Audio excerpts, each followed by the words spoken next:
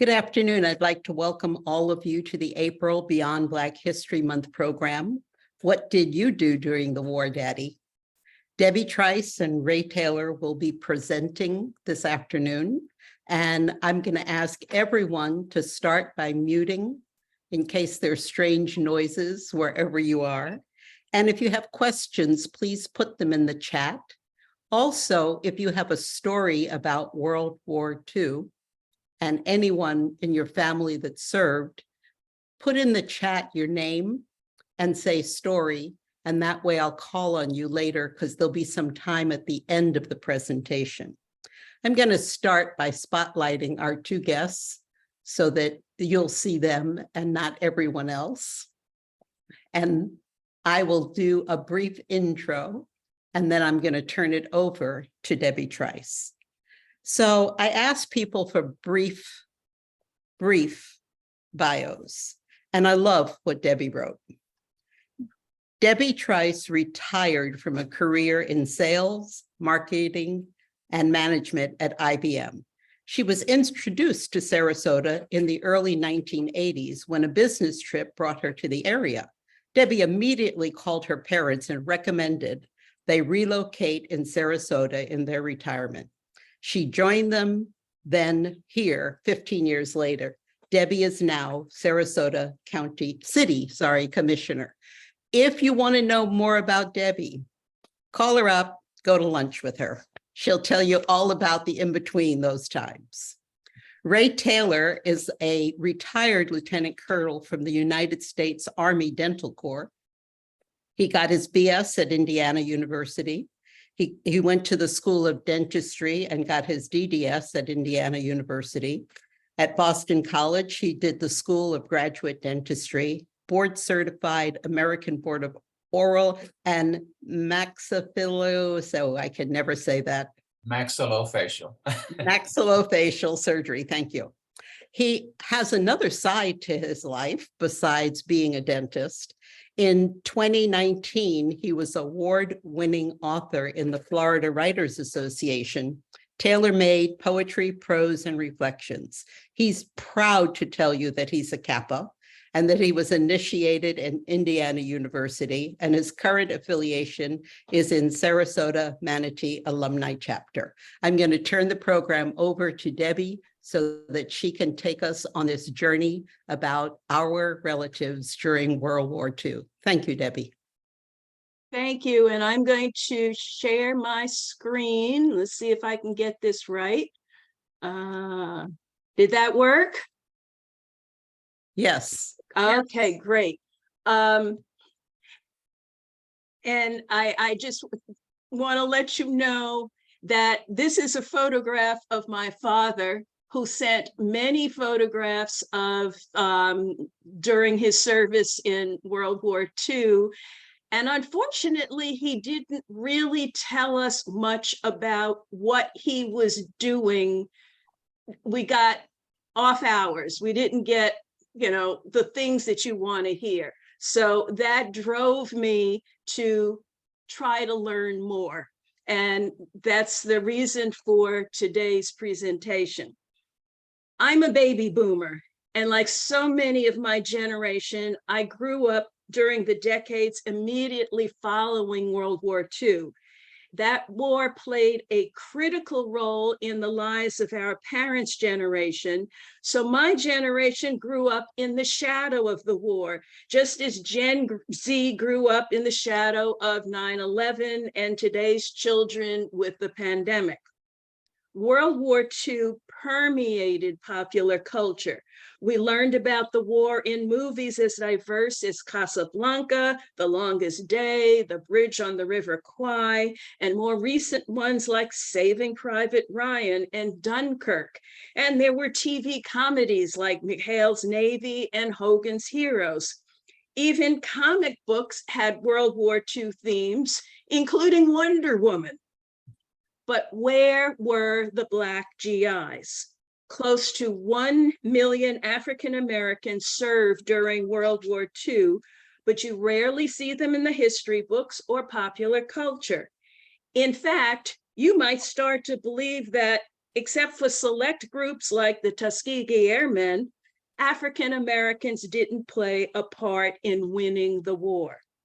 The purpose of this month's Beyond Black History Month program is to demonstrate that, yes, African Americans are key members in what is called the greatest generation.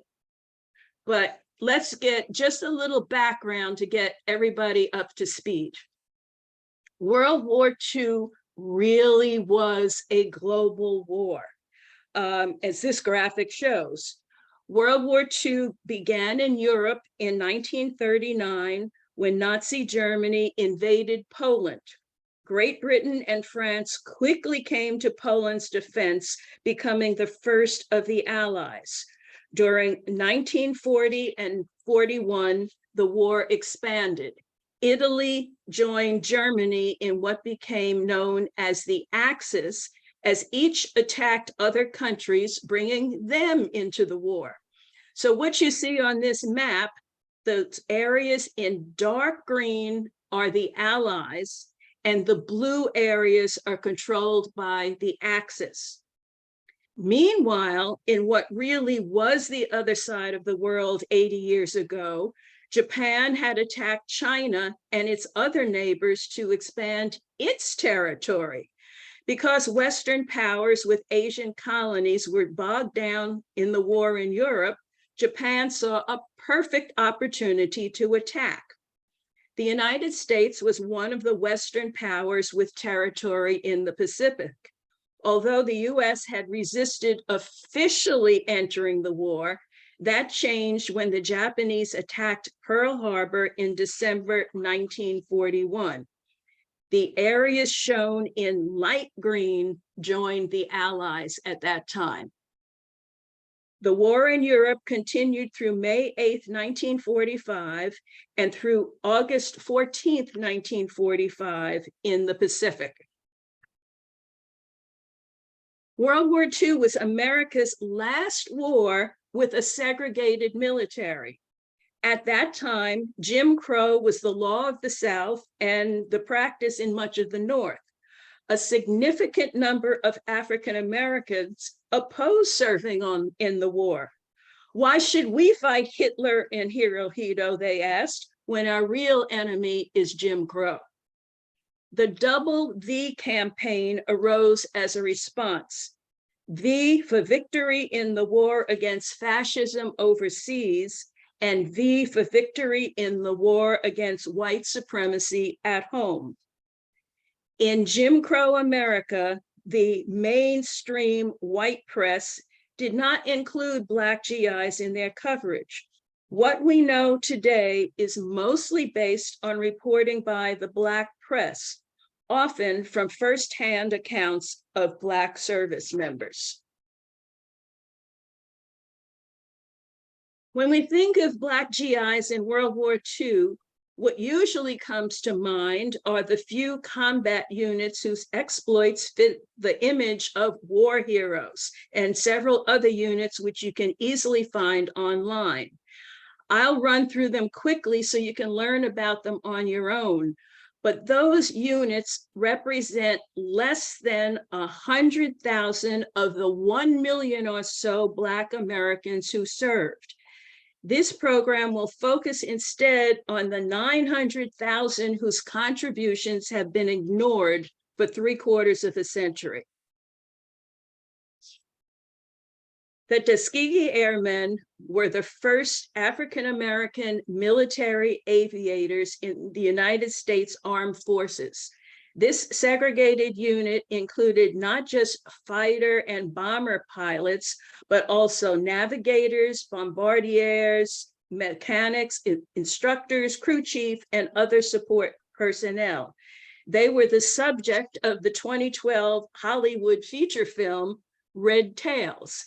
And we are fortunate to have several Tuskegee Airmen families living in the Sarasota, in the Minnesota area, including several ASALA members.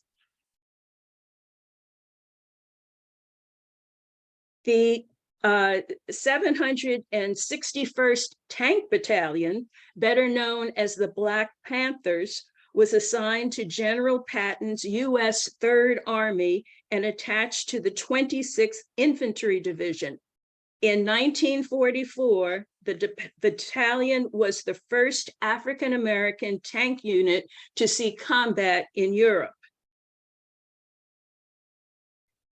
The 92nd Infantry, the Buffalo Soldiers, was the only African-American infantry division that participated as a combat unit in Europe during World War II.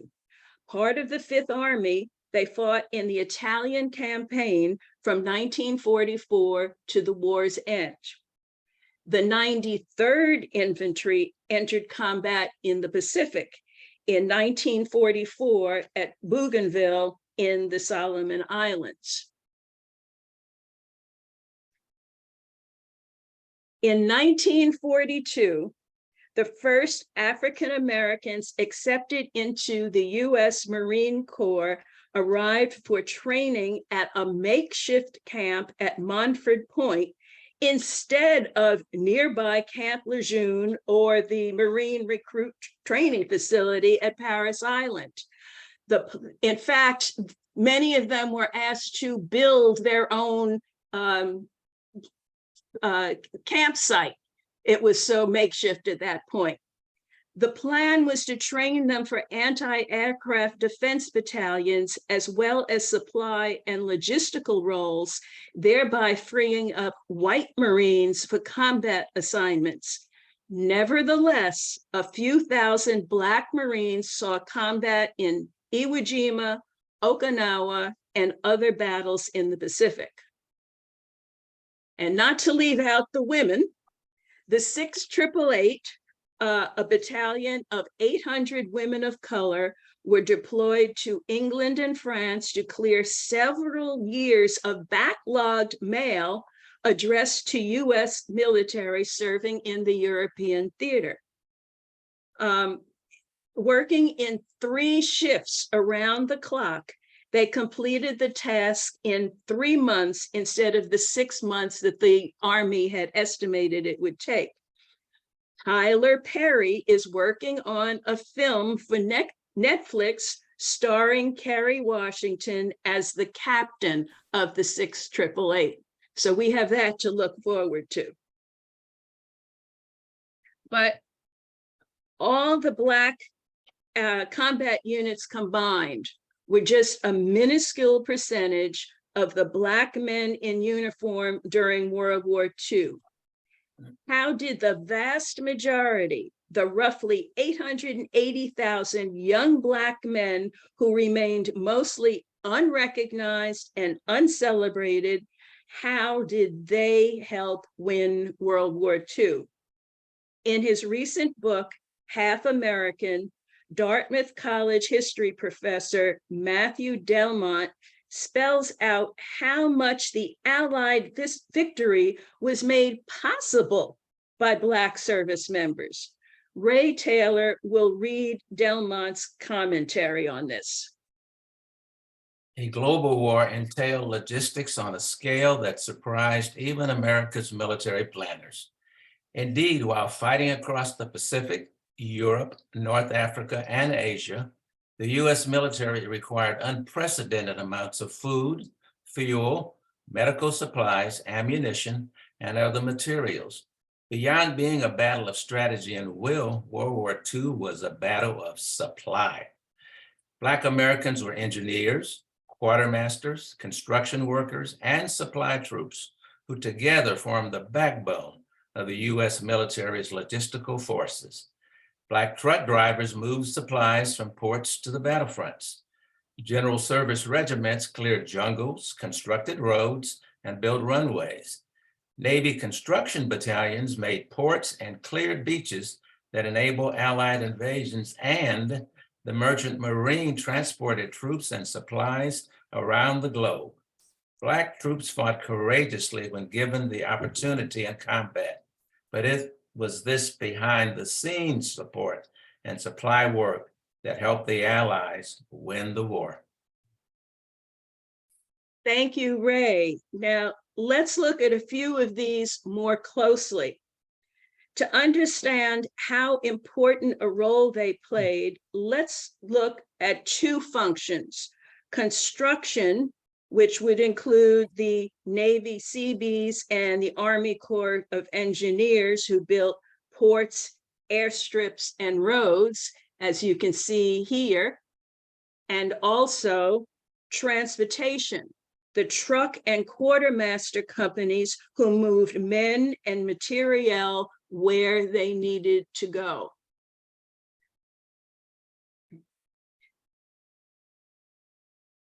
The importance of Black service members in winning the war is most evident in the Pacific. As you can see, the Pacific is huge. The distance between San Francisco and the US base in Australia was 8,000 miles, and it took close to 6 weeks for a freighter to cover that distance. A typical airplane of the time needed to refuel after 1,500 miles, and it certainly wasn't a jumbo jet then.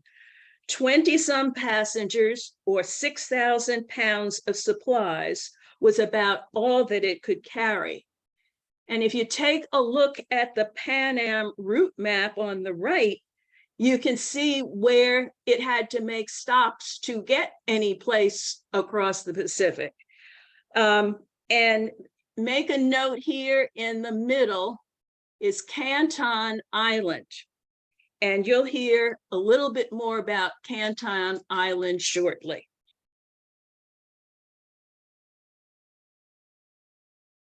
In order to invade Japan, we'd have to capture and occupy a string of islands across the Pacific. At each island, we would establish a naval base and supply depot to support the next westward leap toward Japan. Author Christopher Paul Moore provides details in his book, Fighting for America: Black Soldiers, the Unsung Heroes of World War II. Ray will read an excerpt. About 1,800 miles southwest of Pearl Harbor, Canton Island, a white coral island 3 miles long and a half-mile wide, became the first of many stepping stones in the war against Japan, thanks in part to the yeoman efforts of a small group of Black American aviation engineers. Since 1938, Canton Island had served as a Pan American Airways base for its airmail and passenger service to New Zealand and Australia. In early November 1941, a squadron of 43 engineers was assigned to build shipping facilities and runways on Canton capable of handling B-17s. After the December attack on Pearl Harbor, communication between Hawaii and Canton Island was knocked out, but the American crew kept working. Days after contact was restored in early January, the field was ready for the first combat patrols by aircraft in the South Pacific. 2 days later, 6 B-17 aircraft landed at Canton. In February, more than 1,100 reinforcements arrived aboard a troop carrier to continue developing the island. Unfortunately, the ship struck a reef during its arrival and had to be abandoned. But this reinforced opinions that new amphibious landing crafts would have to be designed for the war. Within bombing range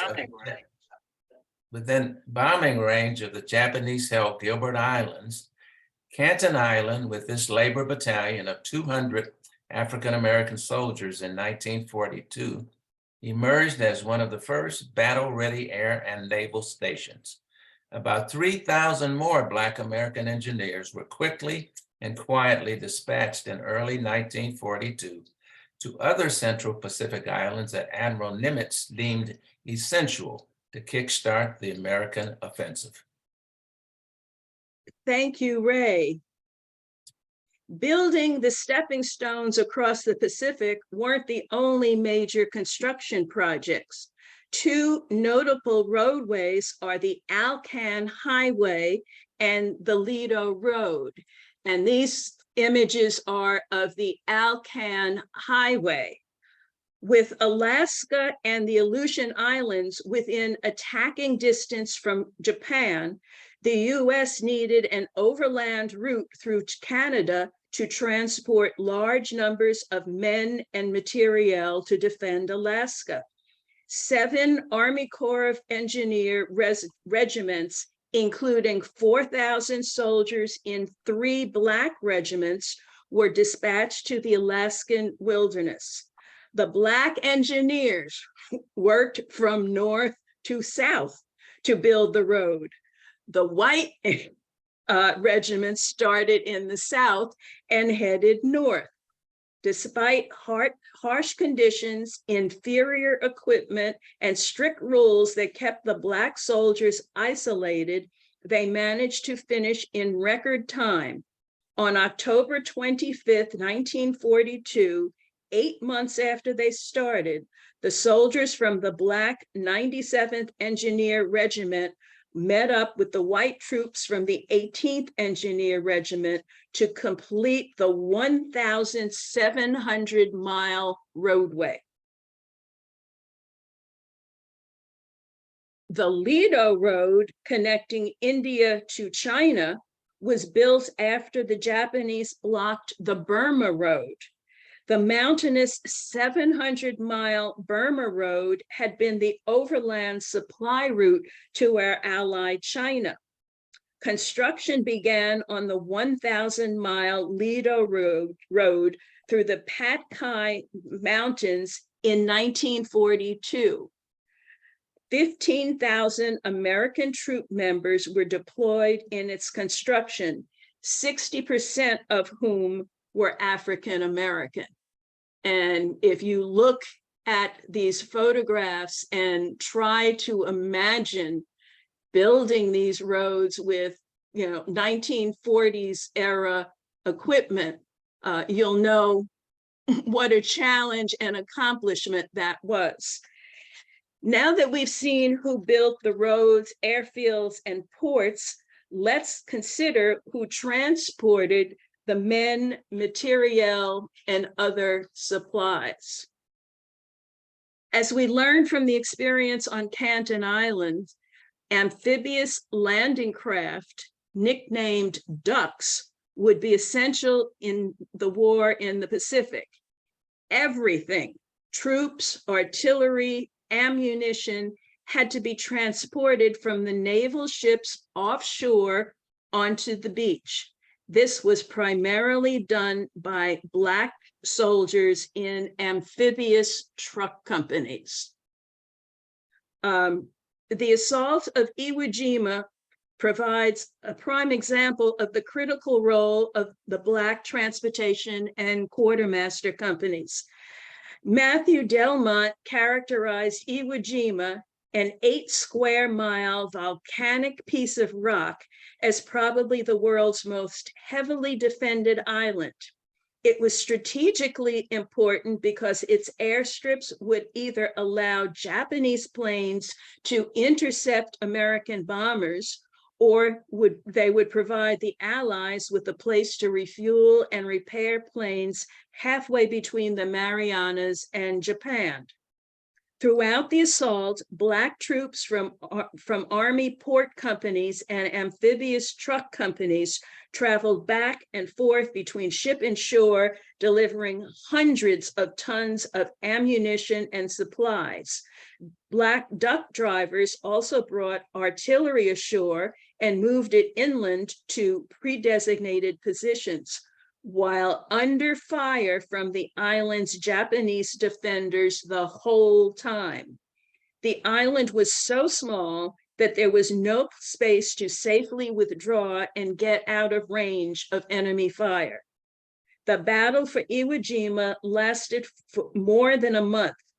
Food, ammunition, and medical support were all positioned offshore on naval ships. Black Marines and supply troops kept the combat forces armed and fed, and transported wounded men away from the island for care. Black troops also buried those who were killed in action.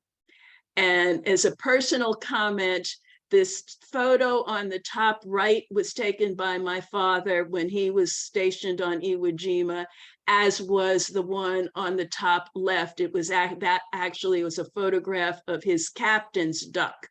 But you can see what these vehicles look like and recognize that it was Black soldiers who were driving them. Black transportation and quartermaster units perform similar roles elsewhere in the Pacific and on D-Day in Normandy. This was just a brief overview. As Black historians research this history further, we will learn even more. Unfortunately for us, there was a concerted effort not to document Black service members' participation. White photographers and newsreel cameramen reportedly turned their cameras away when Black troops were in view. Consequently, much of the information we have access to today is from reports published in the Black press. And we have already lost almost all of the men and women who served and could have told us their stories. I urge you to take the time to learn more about what your family members did during the war. To close this part of the presentation, Ray will read Christopher Paul Moore's words from Fighting for America. In 2000, my father joined the World War II veterans who passed from this life. Most of them have died without their children or grandchildren knowing even one story about their heroism, their bravery.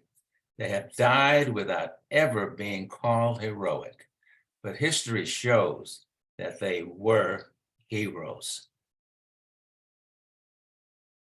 Thank you, Ray. Thanks to the internet, we have easy access to information that wasn't available before. These are 3 resources that I recommend. Half American offers a wide view of conditions before, during, and after the war, including the fight for defense industry jobs and fair access to benefits granted in the GI Bill. Fighting for America provides a more detailed look at individual units and reflections of individual service members. A 12-page appendix lists all the African-American Army units in World War II. Matthew Delmont ends his book with these words: "If we tell the right stories about the war, we can meet the resurgence of white supremacy as a deeply entrenched aspect of our country's political history and cultural life, rather than as a surprise or anomaly. If we tell the right stories about the war, we can see modern racial justice activism as the continuation of a decades-long struggle to make America an actual functioning democracy.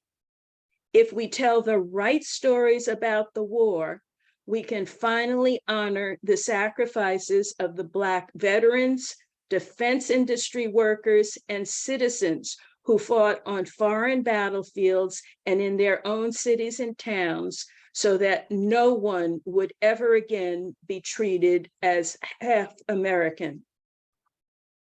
Thank you for attending this Beyond Black History Month program. And at this point, I will turn it back over to Linda. Thank you, Debbie. Will you stop sharing your screen so that we can ask you questions and you and Ray can answer any of them, because that way we'll get to see your faces. I want to start by saying thank you for sharing this story, because it's so important for us to know and understand what our ancestors actually did. Until you presented this, I have to admit I was part of the clueless, even though there are people in families that did participate.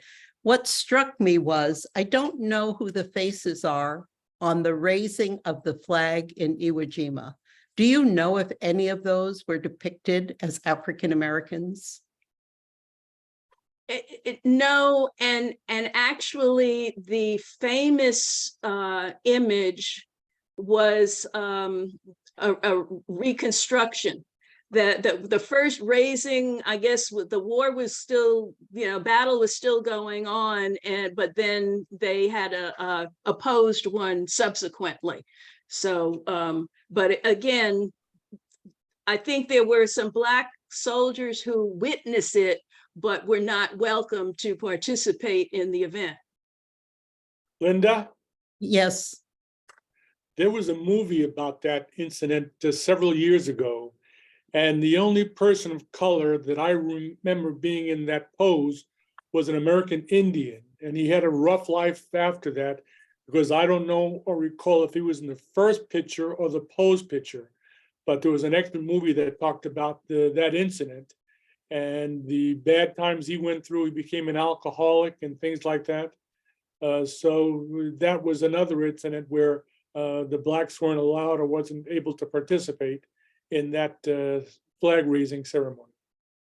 there was a question. Thank you, Jean, for sharing that. There was a question about, did the 359th Battalion that was from Harlem, New York, did they serve and fight in World War II?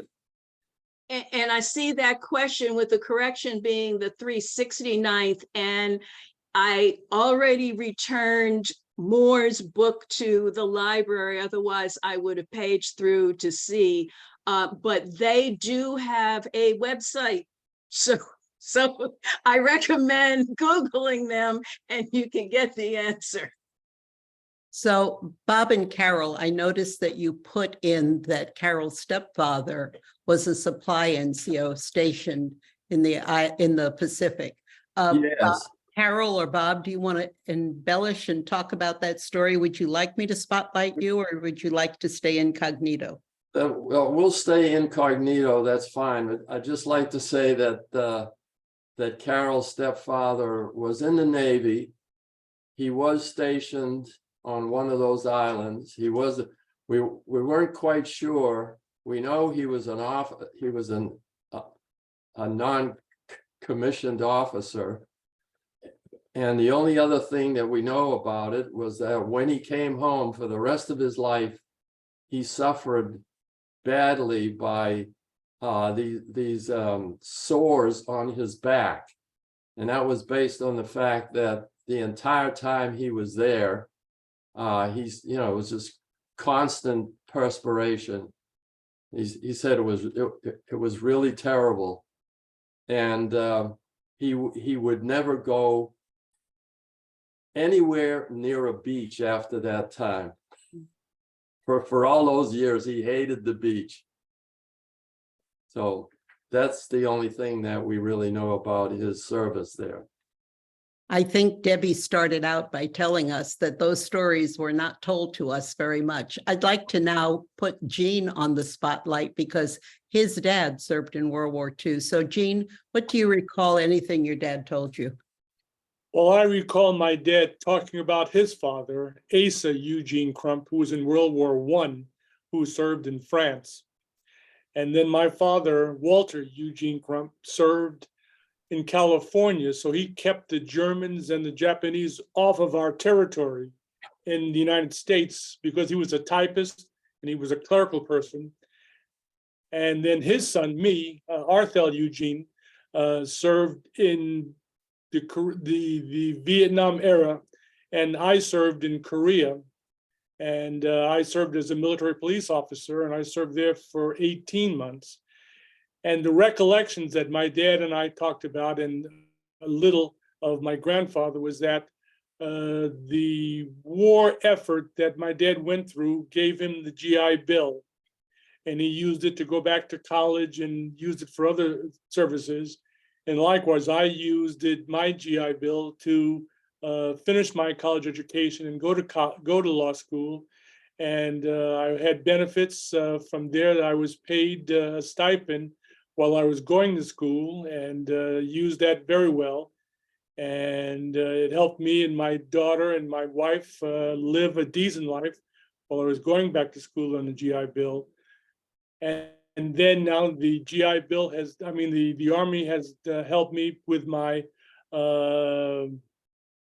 diabetes and things like that. So, you know, I can't tell you enough about how good the GI Bill has been to me and how it's helped me with my family. I'm not saying that that was the experience of everybody who was Black in the military with the Vietnam era, but I used it to my benefit, and it worked for me.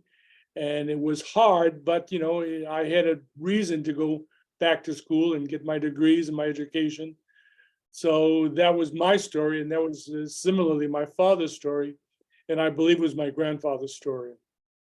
What I'm going to do right now, thank you, is remove the spotlights because I would like people to just raise their hand. And I noticed that Ray put his up already. So I'm going to have Ray be the first person who says something as I remove all the spotlights so we all can see each other. So Ray, you're on. Yeah, I would just like to piggyback upon Jean's comments. I was in the military the first time while the Vietnam War was raging, and I was blessed not to have to go over to Vietnam, but at that time the young dentists were responsible for making sure that the soldiers wouldn't have a dental emergency. And my clinic, I'm proud to say that we were the top producers in taking care of that. Subsequent to that, after I finished school and became a dentist and was going to postdoctoral surgery training, I didn't even know it, but I found out that even though I was continuing in the dental profession, and the fact that I was going into a different area of dentistry meant that the GI Bill covered all of my tuition and books when I was at Boston University School of Graduate Dentistry. On my second time around, I was blessed to get something that I wasn't thinking I was going to get, in spite of the fact that I was over 55 when I went back into the Army and didn't think that I would manage to get a retirement. There was some research that proved that I was entitled to a retirement, and that has made a huge difference in my life and the comfortable life that Fran and I now live.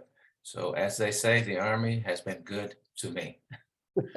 So before I turn it back over to Debbie, I noticed that Jackie already had her hand up, but also behind Jackie is Bob, who I know knows a lot about veterans issues.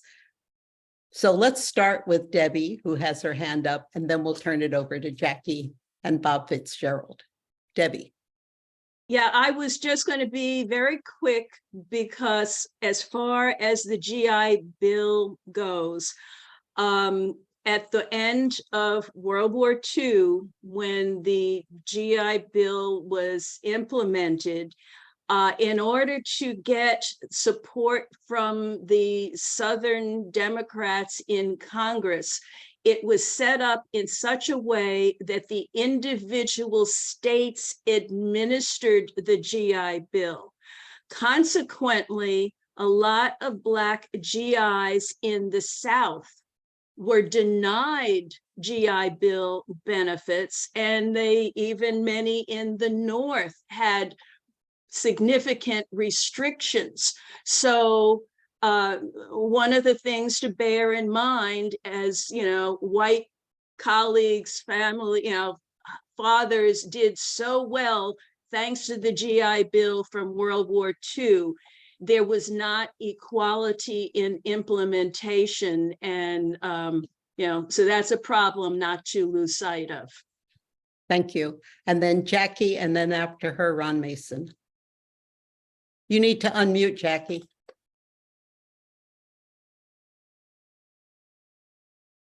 I just want to say my father too was in the Navy during World War II, as well as my grandfather. They both were in the Navy.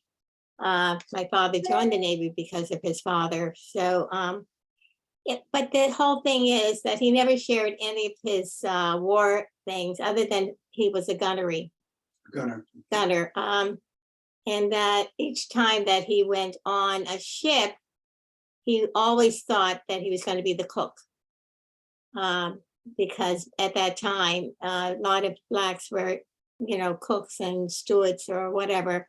So but he was, anyway, his papers have /white /black /whatever.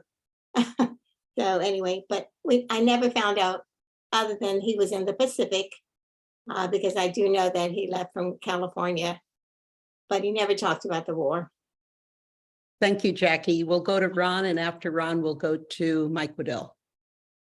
Ron, make sure you unmute.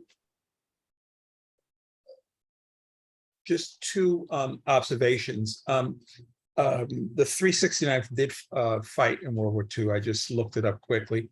And my father was a member of the 369th out of Harlem. And in World War II, where he served, he did in fact serve as a cook and a truck driver. And then he also served in Korea. And he voluntarily went to Korea. What I also wanted to mention to follow up what you had said, Debbie, was that in fact, my father was one of those people who was not able to avail himself of the GI Bill. Because when he got back, because he was Southern born and he went back home to the South first before he came to New York, they did not process his papers, if you will, to make him eligible when he moved to New York. And so we, where Jean talked about the ability to be able to use that bill, unfortunately, there are many stories of people who were denied that, including the opportunity to be able to buy their first home, as so many white GIs were allowed to do when they returned from the war, whether it be Korea or whether it was World War II. And the 369th, just so everyone knows, was the Harlem Hellcats. Hellfighters, and they were called the Hellcats, and they were recognized by the French government for their gallant efforts, if you will, during World War I. And so they were one of the, aside from the Tuskegee Airmen, one of the most decorated battalions in the military. Thank you, Ron.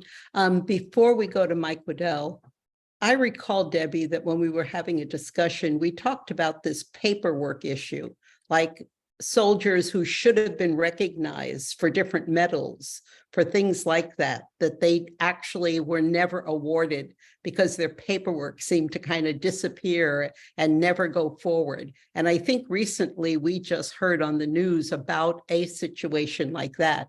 Do you know if your father ever had paperwork that should have been advanced and never did? Well, actually, there was paperwork, but the response back from the upper echelon was that they had already filled their quota of medals for Black soldiers, so he couldn't get one. Oh, it's sad. Mike, if you unmute, why don't you go ahead and... Okay, all right. Hi, everyone. During Vietnam, the feeling, my dad was a veteran, and the feeling was that you would never get away with protesting back in World War II the way that people were protesting during Vietnam. But I know now that there were protests, and there were race protests during World War II, and the one that comes to mind is the Port Chicago disaster, where Black servicemen were loading a ship with no safety at all, and over 300 people were killed when the ship blew up. And when they refused to go back to work under those conditions, I think a bunch of them were tried for mutiny, and there were protests. Did you find any more information about actual protests going on in the military because of the conditions? Well, and I was actually going to include Port Chicago, but the thought that I would run out of time. And the thing to bear in mind with Port Chicago is, since several of them were convicted of mutiny, that had a death sentence associated with it. So that alone would have stopped a lot of people. And there were a lot of protests by civilians. And one of the things that I thought was interesting is there was going to be a march on Washington, and refresh my memory, who organized the one in 1962. Anyway, he was organizing one in 1942 to open up defense industry to Black Americans because they were excluded from those jobs. And he established, he had a lot of people, like 100,000 people coming to Washington for the demonstration. And then Roosevelt agreed to issue an executive order requiring defense industry to hire Black Americans. So the demonstration march didn't happen. I think Ron has the answer.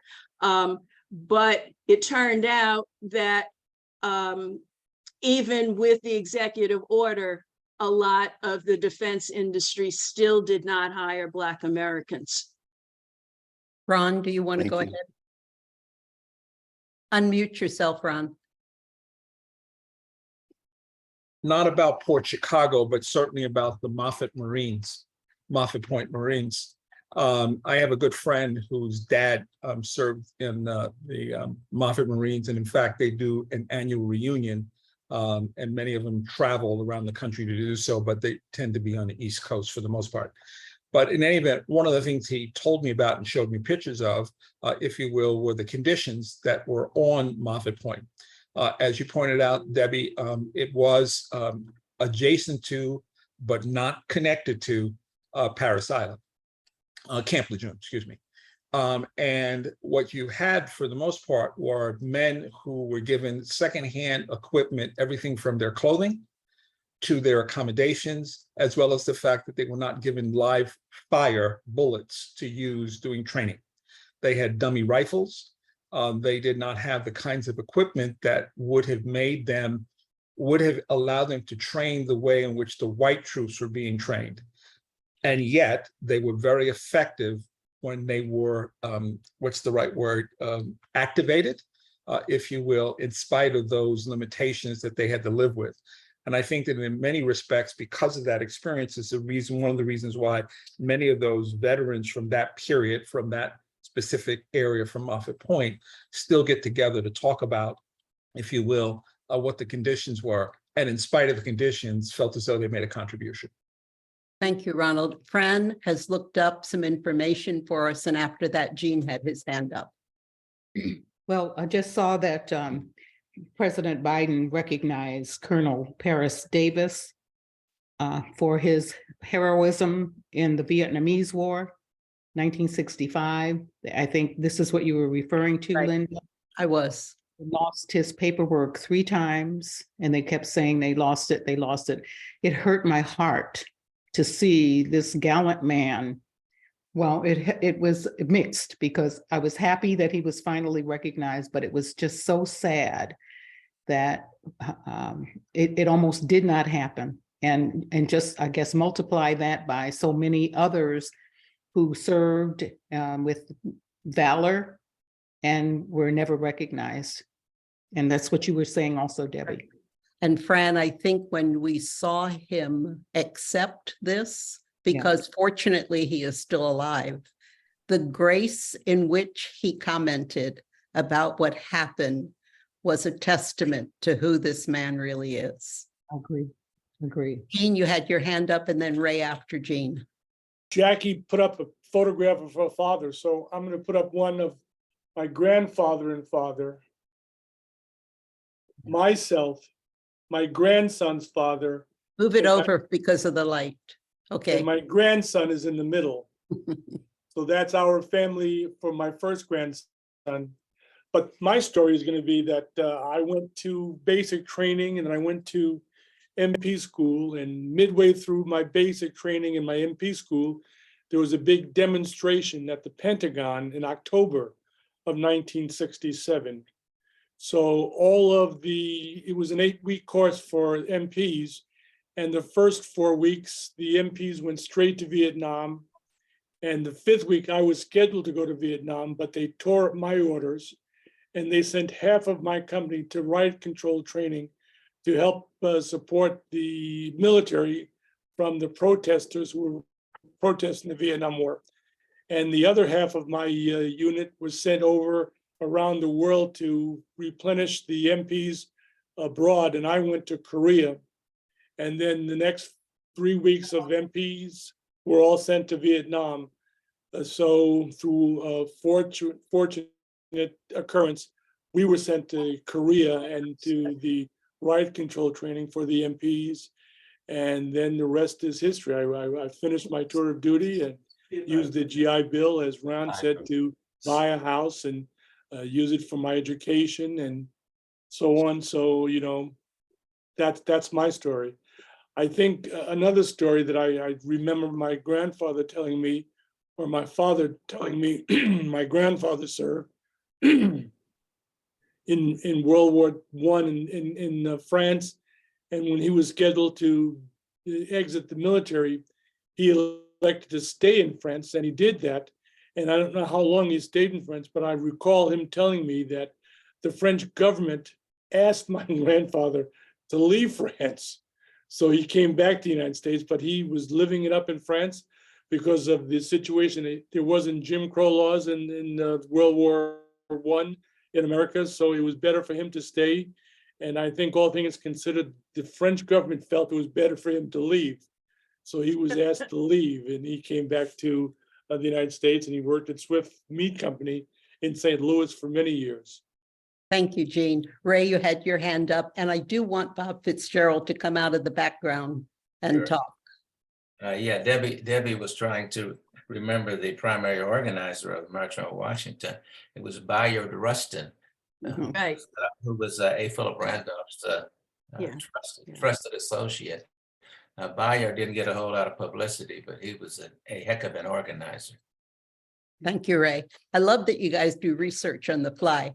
Bob, I'm going to ask you to unmute, but I do want us, before we go off of this, to talk about how our Black GIs were treated when they came back to the United States. I know Debbie wanted to talk about the positive things, all the things they did to help win this war, to be a part of it.